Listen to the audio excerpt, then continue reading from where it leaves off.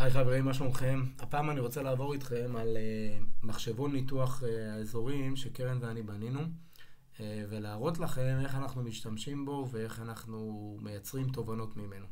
המחשבון הזה נועד בעצם לעזור לנו לבחור אזור להשקיע בו בארצות הברית למטרה של רכישת נדל"ן מניב. אתם יכולים לראות שארצות הברית היא ענקית.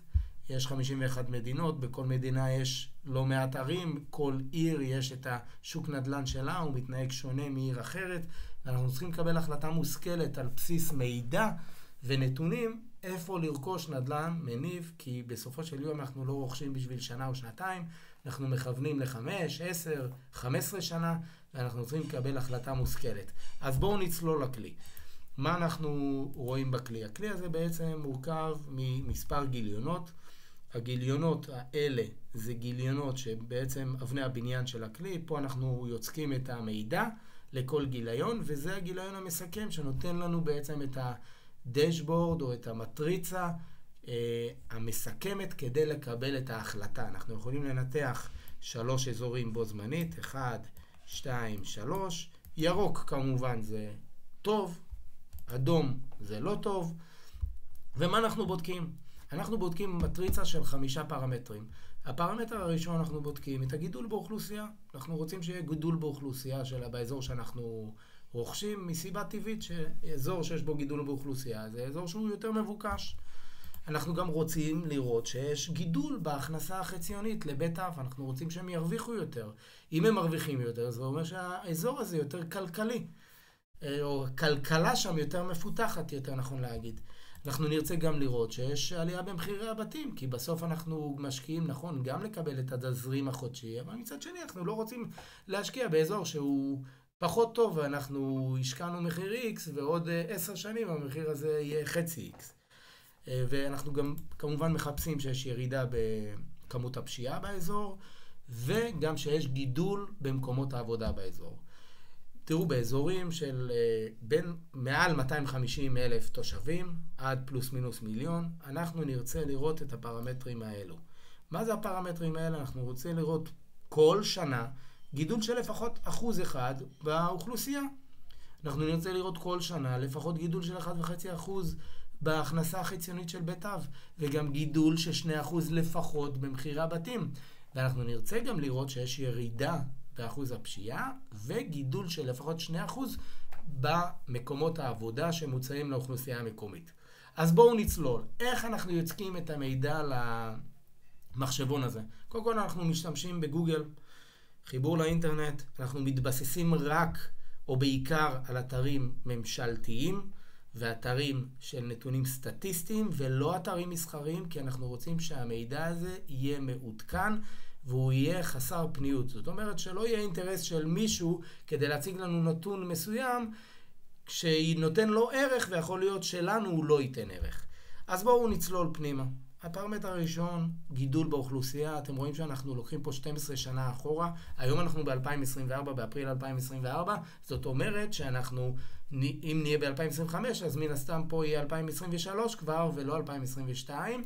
ואנחנו נשרשר את זה, וכבר 2011 ייעלם לנו. בסדר? הנתונים אתם מכניסים אותם פה. שוב, אפשר לבדוק 3 אזורים בו זמנית.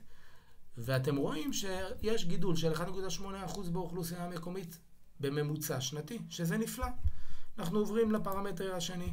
אנחנו רוצים שיהיה גידול בהכנסה החציונית של בית אב שחיים במקום הזה, ואנחנו רואים שב-2011 הם היו על $44,000 פלוס מינוס, והיום הם כבר עובדים על $70,000. יש 4.3% בממוצע שנתית גידול בהכנסה של בית אב. עכשיו, נכון שיש פה 3 שנים או שנתיים, שיש פה, אתם רואים שיש די סטגנציה.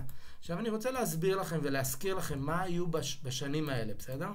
ב-2020 על 2019, הרי איזה אירוע היה ב-2020 ולא היה ב-2019? נכון, הקורונה גרמה ללא מעט אנשים לאבד את מקום העבודה שלהם, וללא מעט חברות לא להעלות את השכר של העובדים שלהם, ולכן יש פה סוג של סטגנציה.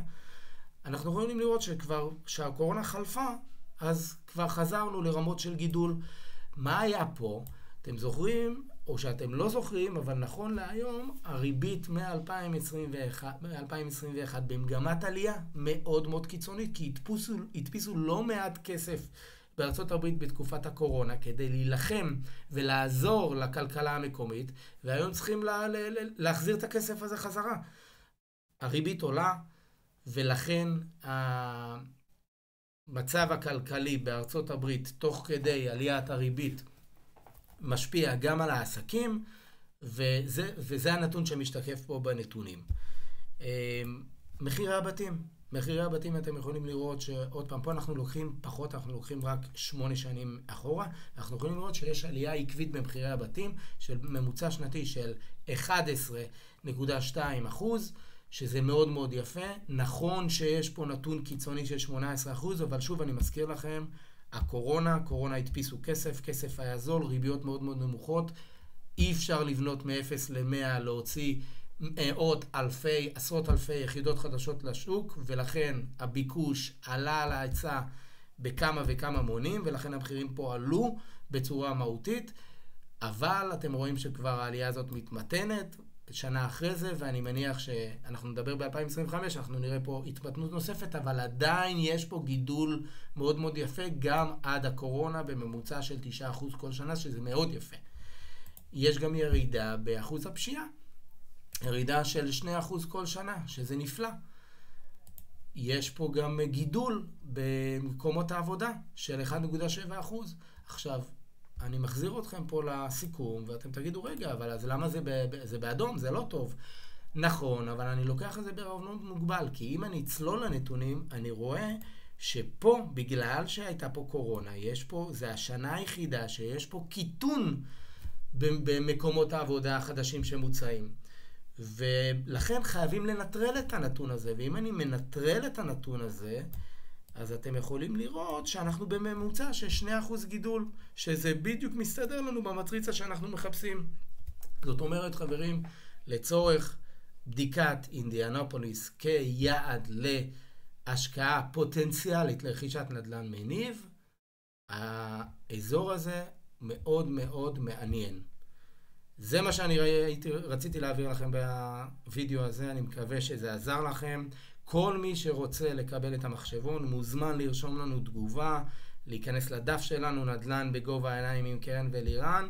בשמחה אנחנו נשלח. המטרה שלנו היא לסייע ולהנגיש את הנדל"ן בארצות הברית לכמה שיותר אנשים.